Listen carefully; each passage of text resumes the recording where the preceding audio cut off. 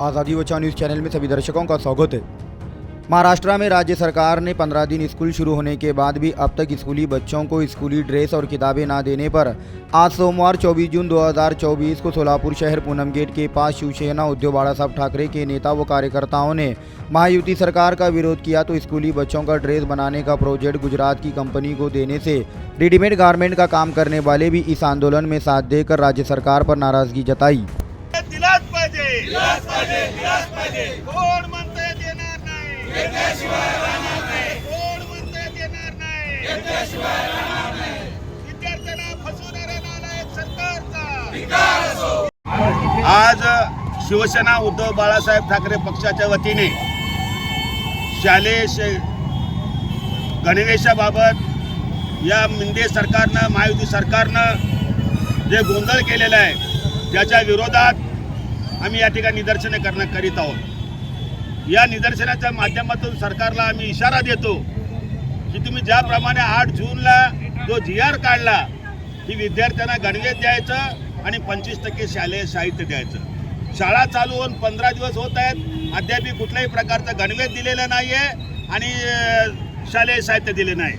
एक तर हे सरकार फोडाफोडी सरकार आहे, भ्रष्टाचारी सरकार आहे, नालायक सरकार आहे किंवा लोकांचं काम न करणारं सरकार असं वाटलं होतं, पण हे सरकार शालेय विद्यार्थ्यांना देखील फसवत आहे, शालेय विद्यार्थ्यांना रोडवर आणतोय, इतकं नालायक सरकार आहे। या सरकारला आमचा इशारा आहे की ताबडतोब यामध्ये आणखीन एक महत्त्वाची गोष्ट म्हणजे या सरकारनं या शालेय साहित्यामध्ये ड्रेस कोडमध्ये एका गुजराती कंपनीला ते टेंडर दिलेले आहेत।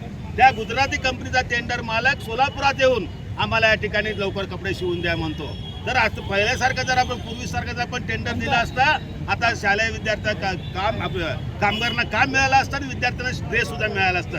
असं न करणाऱ्या नालायक सरकारला आम्ही इशारा देतो की ताबडतोब तुम्ही या शालेय साहित्य आणि ड्रेसमध्ये ताबडतोब अंमलबजावणी करून द्या, अन्यथा सोलापुरातील सर्व शालेय प्राथमिक विद्यार्थ्यांना त्या काम करत टेंडरदार लोकांना कामगारांना रस्त्यावर उतरून सळो पळू केल्याशिवाय राहणार अशा प्रकारचा इशारा देतो।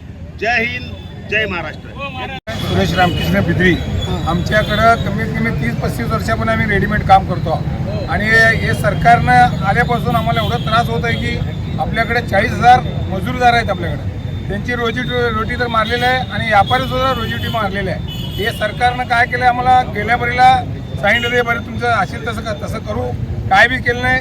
फक्त त्याने आता 100 कोटी रुपये घेऊन हे गुजराती व्यापारीला दिलेलं आहे काम, आणि जे आमचं सोलापूरचं व्यापार होतं सगळ्या शाळेचा 1 नंबर, महाराष्ट्रामध्ये आपलं सोलापूर 1 नंबर आहे युनिफॉर्मसाठी, आणि आपलं सोलापूरचं दर्जा कसं कमी करायचा हे नालायक आपले आमदार लोक सुद्धा काय बोलत नाही। आणि सोलापूरमध्ये आमदार लोकांना जाऊन बोलून आला तरी मी काय केलं नाही, अधिवेशनमध्ये बोलले नाही, काय मंत्रीला भेटलं, मंत्री सुद्धा दाद दिली नाही, फक्त आम्हाला दाद दिले तर शरद पवारने आम्हाला गेल्या वेळेला काम करून दिले।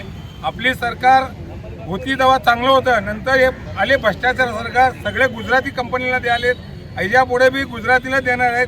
सगळं आपलं सोलापूर मातीमध्ये घालून टाकलेलं आहे सरकारने, आपले रोजीरोटी घेऊन चाललेलं आहे। सगळेजण मग आपण एकजुटीने काम केले तर होणार आहे, नाही तर आपलं सोलापूर बर्बाद करायला काय राहणार नाही असं माझी विनंती आहे।